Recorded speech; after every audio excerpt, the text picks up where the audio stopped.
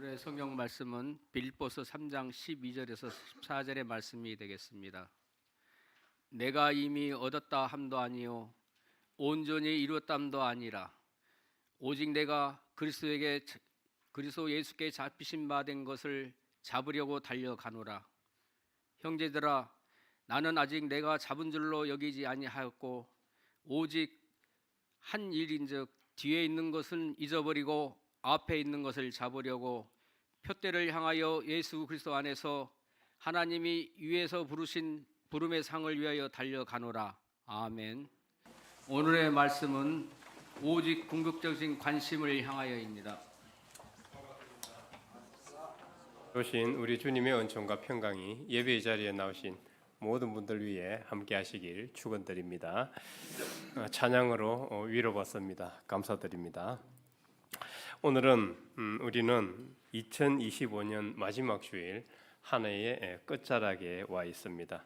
세월이 참으로 쏜살같이 흘러가는 것 같습니다. 한 해의 끝자락에 서면 우리는 두 가지 마음을 동시에 갖게 됩니다. 하나는 지나온 시간에 대한 아쉬움, 또 다른 하나는 새로운 시간에 대한 기대입니다. 오늘 본문의 저자인 사도 바울은 감옥이라는 제한된 환경 속에서도 하나님께 응답하는 삶을 향한 달려가는 한 경주자의 모습을 보여주고 있습니다. 사도 바울은 오늘 하나님이 주신 성경 말씀 12절에서 이렇게 말합니다. 내가 이미 얻었다 함도 아니요 온전히 이루었다 함도 아니라 오직 내가 그리스도 예수께 잡힌 바 된 그것을 잡으려고 달려가노라. 여기서 사도 바울이 말하는 것은 단순히 도덕적 성공이나 혹은 완성을 못했다는 것이 아니라 하나님의 부르심의 목표를 향해서 달려가는데, 신앙이라는 것은 완성의 선언이 아니라 나를 사로잡은 하나님께 응답하며 달려가는 삶이다라는 것을 말하는 것입니다. 그래서 나를 사로잡는다, 이것을 이제 폴 tilly 신학자는, 조직 신학자는 그것을 궁극적 관심이다 이렇게 표현을 했습니다. 그러니까 신앙을 정의하는데 궁극적 관심에 사로잡힌 상태다, 이것을 신앙으로 정의를 하는데, 여기서 궁극적 관심은 바로 나의 지성과 나의 감성과 나의 이성과 나의 모든 삶의 전체를 압도하는 그런 것을, 이제 그런 상태를 궁극적 관심이라고 합니다. 그래서 물론 돈, 명예, 권세, 물질, 이런 것들이, 소유, 부, 이런 것들이 우리를 사로잡기도 합니다. 그렇지만은 우리는 경험적으로 알고 있죠. 지금 주식이 좋다 그래가지고 주식을 샀는데 오르락 내리락 합니다. 돈은 있다가도 또 언제 사라져 버리고, 우리 젊었을 때는 건강했습니다. 그러나 나이가 들어갈수록 점점 노화되어 가고 몸에 질병이 한두 개씩 생깁니다. 누가 그러더라고요. 후배에 목사가 이제 50대가 됐어요. 50대가 됐는데, 아이고 목사님 50대가 되니까 이제 40대 같지 않습니다. 몸이 여기저기 아프다는 거예요. 건강검진 받았는데 이제 당뇨 당뇨 전 단계에 와 있고, 이제 고지혈증 이런 것들이 이제 몸에 찾아오고 하니까 이제 예전 같지 않다는 거예요. 벌써 그냥 무릎이 시큼시큼 아프고, 이 물질이라는 것이 그래요. 영원하지 않습니다. 일시적이에요. 우리는 그것을 이제 영원할 것이라고 붙들고 살아가는데, 그러면 이제 우상이 되는 거죠. 어때요? 인생은 성공과 실패를 계속 롤러코스터를 타고 있습니다. 실패했지만은 또 어느새 일어서기도 합니다. 그런데 성공했는가 싶으면은 어느새 퇴직하고 이제 하나님 품으로 갈 날이 얼마 남지 않게 됩니다. 이게 우리 인간의 모습이기 때문에, 그래서 전도서 기자는 우리에게 경고합니다. 여러분들이 쫓고 있는 그 인생이 쫓고 있는 것이란 거 다 헛된 것이다. 내가 살아보니까 그렇더라. 내가 살아보니까. 그렇지만은 전도서 기자는 하나님은 영원하신 분이기 때문에 하나님을 섬기는 삶이 될 때 우리 유한하고 미완성인 인생이 비로소 영혼과 잇대어 그래도 그 미완성을 채우면서 살아갈 수 있다고 우리에게 일러주고 있는 것입니다. 그래서 우리의 나를 사로잡고 완전히 압도하는 이런 분은 실제로 현재는 돈이고 성공일 것 같지만은 궁극적으로는 하나님밖에 없죠. 그래서 궁극적 관심이에요. 궁극적 관심. 하나님은 영원하신 하나님은 우리의 존재를 변화시킵니다. 좋게 변화시켜요. 레미제라블의 장발장 얘기가 이를 잘 증명해주고 있죠. 여러분들이 다 아는 이야기입니다. 이 사람이 이제 밑바닥 인생이 됐잖아요. 감옥에서 나오는데 누구도 추운 겨울날 자기를 받아주지 않습니다. 교회의 신부님이 그를 받아들여줘서 씻겨주고 따뜻한 데 음식을 제공하고 따뜻한 데 채워줍니다.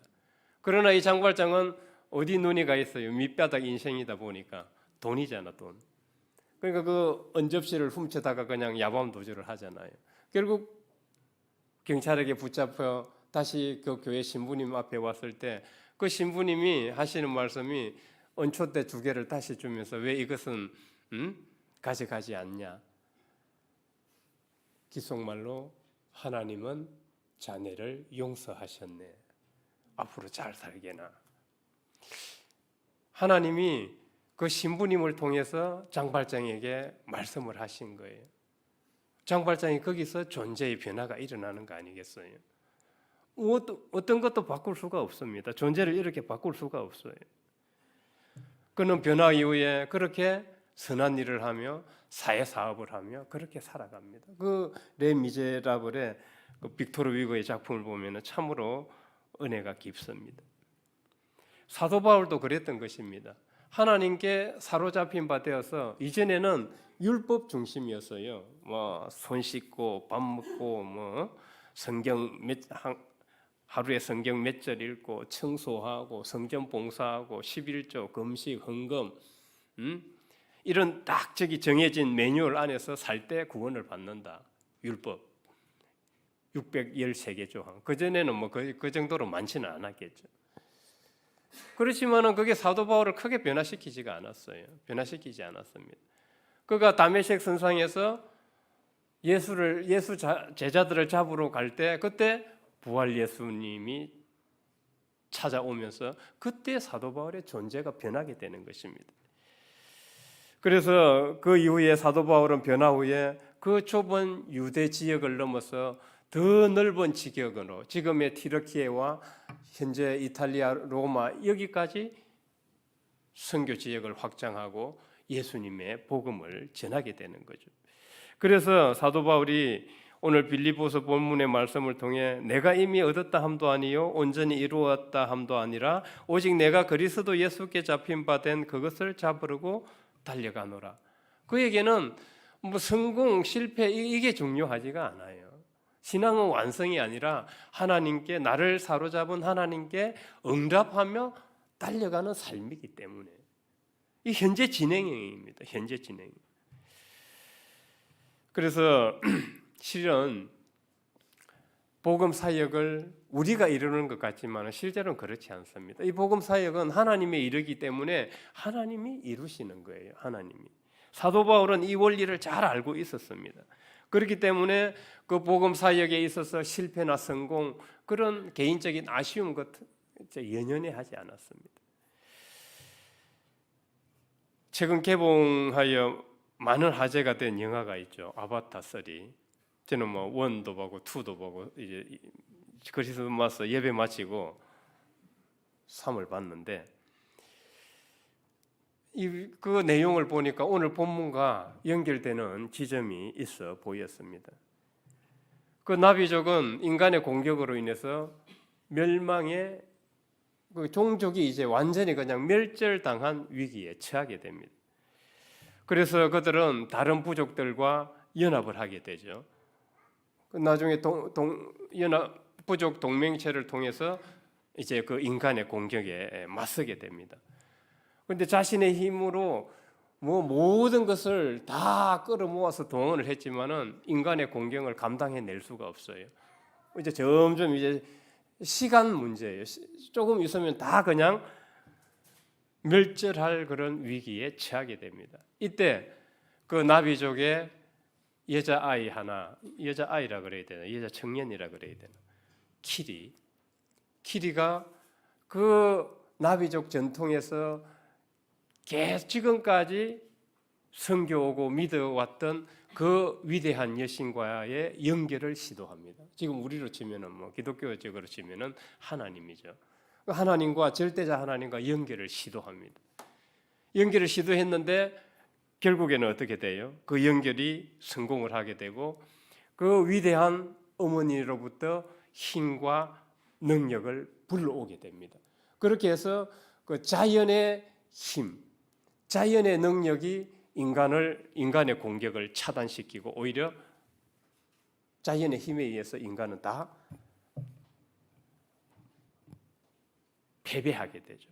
그렇게 해서 그 멸절 위기에 처했던 나비족 그리고 다른 부족 연맹체들에게 평화가 도래하게 됩니다. 그 영화 끝장면에 보면은 이제 그 나비족이 위대한 어머니 안에서 서로 연결돼 가지고 평화롭고 행복하게 살아가는 장면으로 마무리를 하게 됩니다.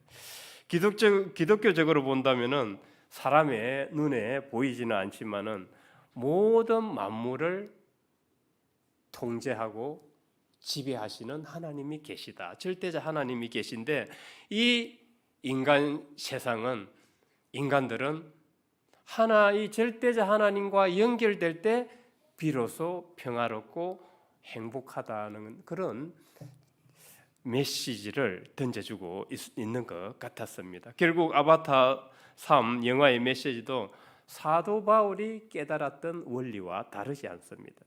인간은 여전히 부족하고 미완성이지만은 이것을 바로잡고 바로 세워주시는 분은 하나님이시더라는 것입니다. 앙코라 임파로라는 말이 있습니다.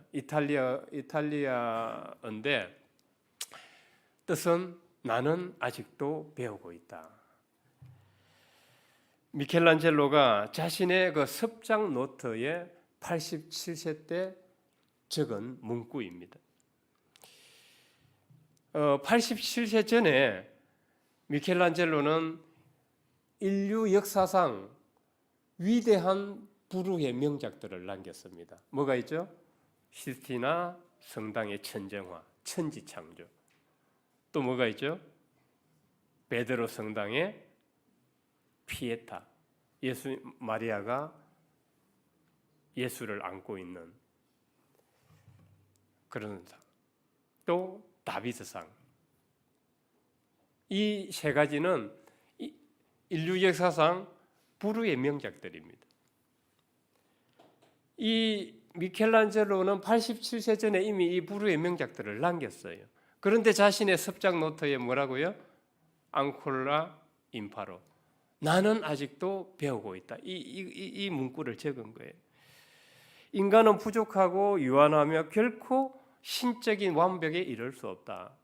그럼에도 불구하고 유한한 인간이, 부족한 인간이 하나님과 연결되어 살아갈 때 영혼에 잇대어 살아갈 수 있고 자신의 존재의 부족함을 채울 수 있다는 그런 메시지입니다. 성도 여러분, 2025년 한 해를 보내며 우리는 성취보다는 부족함을 느끼고 있을 것입니다. 뭔가 더 채워야 되는데 뭔가 계속 아쉽죠. 그러나 신학자 틸리는 말합니다. 인간 자신이 그 부족함을 느끼고 아직도 연약하다고 인정할 때 그것을 채워주시는 하나님을 갈망하게 된다는 것입니다. 그 자리에 하나님이 들어오셔서 은혜를 주신다는 거죠. 우리가 완벽하면 하나님이 오실 필요가 뭐가 있겠습니까? 그래서 우리의 미완성은 실패가 아니라 바로 은혜가 들어오는 공간이라는 것을 우리는 인지해야 되겠습니다. 그래서 사도 바울이 오직 내가 그리스도 예수께 잡힌 바 된 그것을 잡으려고 달려간다라고 하였던 것일 것입니다. 인간은 돈, 명예, 지위, 과거의 상처 등을 하나님보다 앞세울 때 결국은 불안과 또 두려움과 공포에 빠질 수밖에 없습니다. 사도 바울이 13절에서 이렇게 말씀하고 있죠. 뒤에 있는 것은 잊어버리고 앞에 있는 것을 잡으려고. PPT 있죠. 과거의 성공이나 실패 같은 것에 더 이상 휘둘리지 않겠다는 것입니다. 오로지 나의 궁극적 관심은 나를 사로잡은 하나님께 응답하는 삶을 위해서 나는 달려가겠다. 사실상 과거에 빠져 있으면은 앞으로 전진하기가 힘듭니다. 과거에 나는 누구누구 허구한 날 누구누구 탓하고 누구누구 때문에 내가 지금 이 모양 이 꼴이다. 계속 과거 탓하고 있으면은 무슨 발전이 있을까요? 말끝마다 과거의 상처 얘기하고 푸념하고 앉아 있으면 이걸 이제 극복하는 것이 중요하죠. 이걸 훌훌 털어버리고 극복하는 것이 중요한데 그렇지 않으면 계속 자기 연민에 빠지게 돼요. 자기를 계속 불쌍하게 여기고 자기 연민에 빠지게 되면 이거 크게 발전이 없습니다. 뿐만 아니라 자신의 부와 명예와 성공적 지위가 영원할 것이라고 착각하고 그걸 막 붙들고 살아간다면은 이 역시 자신을 통제하고 지배하는 우상이 될 것입니다. 우리가 2025년 실패나 성공, 후회나 성취에 묶여 있다면은 우리는 앞으로 나아갈 수가 없습니다. 사도 바울의 말처럼 뒤에 있는 것은 잊어버리고 하나님의 부르심에 응답하기 위해서 힘차게 달려가는 것이 중요합니다. 물론 과거의 실패나 실수에 대해서 문제점을 인식하는 것이 중요합니다. 다시 재반복하기 위해서. 그래서 다음 스크린을 보면 중국어에 이런 말이 있습니다. 구어치더 지우랑타 구어치바. 중국어 하시는 분 있어요? 발음 어떻습니까? 지나간 것은 다 지나가게 냅두세요. 사도 바울은 뒤에 있는 것은 잊어버리고 앞에 있는 것을 잡으려고 달려간다고 하는 것은 바로 이 원리를 잘 말해주고 있습니다. 그래서 우리 안에 있는 우리를 혼란케 만드는 이 과거의 일들을 우리는 오늘 이 순간 하나님의 은혜로 다 태워버리고 오직 하나님께 부르시는 그 부르심의 일에 응답하기 위해서 달려갈 것을 각오하고 결단할 수 있었으면 좋겠습니다. 일상의 삶에서 복음을 부르심에 응답하는 삶, 복음을 전하는 삶은 어떤 삶일까요? 뭐 그리 거창하지 않을 것입니다. 우리 주변 형제에게 따뜻한 인사, 미소 짓고 격려의 말 한마디 하고 자녀에게 성적이 안 좋고 또 뭔가 시험에 떨어진 자녀에게 너 그럴 줄 알았다. 공부 안 하더니 네가 그렇게 되지. 교회 안 나오니까 봐. 하나님이 너를 떨어뜨리시잖아. 위로가 되겠어요? 안 되겠어요? 이런 말들이. 주님의 사랑의 마음을 담아서 그런 미소 짓고 인사와 따뜻한 인사와 격려의 말 한마디가 상대방의 마음을 평화롭게 하고 행복하게 만들어주는 것입니다. 상대방이 기쁘고 행복하고 평화롭다면 이게 복음을 낳는 일인 것이죠. 의기소침한 자에게 힘과 용기를 주고 혼자 있는 사람에게 같이 가서 밥도 먹어주고 차도 마셔주고 이야기도 들어주고 같이 앉아 있어주는 것, 이 복음을 낳는 삶이 아닐까요? 우리가 일상에서 얼마든지 실천할 수 있는 삶입니다. 사도 바울은 과거의 성공이나 실패에 연연해하지 않고 모든 것을 하나님께서 이루어 주실 것을 믿고 오로지 하나님께 응답하는 삶, 복음을 낳는 삶을 이 표대를 향해서 달려갔을 뿐이었습니다. 바울이 표대를 향해 달려간다는 것은 단순히 먼 미래의 그런 보상을 위한 것이 아닙니다. 지금도 영원하신 하나님께서 우리 속으로 침투해 들어오고 계시는데 거기에 귀 기울이고 응답한다면은 우리는 그 하나님의 부르심에 응답하며 살아갈 수 있어요. 그 사도 바울은 이 자세를 잊지 않았던 겁니다. 하나님의 지금도 영원하신 하나님이 우리 속으로 침투해 들어오시는데 거기에 귀 기울이고 그 부르심에 응답하는 삶을 계속 살아가겠다는 각오와 결단과 그 의지를 보여줬던 것입니다. 우리가 2026년을 맞이하는 자세가 이런 자세가 되면 어떨까 한번 생각을 해보게 됩니다. 표대 대신 그리스도는 미래에만 계신 분이 아니라 지금 우리 여기 공동체의 현장 속에서도 우리의 일상 속에서도 계속 침투해 들어오시는 분입니다. 또 유한한 인생, 미완성의 인생에게 영원에 잇대어 살아갈 수 있게 하시고 우리의 존재를 한층 더 높은 단계로 올려주시는 분입니다. 그분을 바라보는 존재의 용기를 가지고 우리는 한 해의 끝자락에서 2026년 밝은 새해를 맞이하고 그 표대를 향해서 주님께서 우리를 부르신 그 부르심에 응답하는 삶을 살아갈 수 있길 주님의 이름으로 축원드립니다. 사랑의 하나님, 2025년 마지막 주일에 저희의 부족함을 고백하며 주님 앞에 섭니다. 저희의 미완성을 인정합니다. 아직 배우고 있다는 미켈란젤로와 같은 거장의 고백처럼 저희의 부족함을 부끄러워하지 않게 하시고 그 빈자리를 하나님의 은혜로만 채워 주시기를 빌고 원합니다. 지나온 한 해를 이제 주님의 손에 맡겨드립니다. 과거의 후회와 성취에 묶여있지 않게 하시고 지나간 것은 지나가게 두라는 중국의 격언처럼 모든 미련을 주님의 불로 태워 저희들을 자유롭게 하옵소서. 오직 하나님만이 우리의 궁극적 관심이 되게 하시고 안개 속 같은 새해를 향해 주님의 부르심에 응답하며 담대히 나아가게 하옵소서. 미래의 불안에 떨지 않고 지금 여기 우리를 부르시는 주님의 음성에 기쁘게 응답하는 삶, 궁극적 관심의 신앙이 되길 빌고 원하올 때 예수 그리스도 이름으로 기도드립니다. 아멘.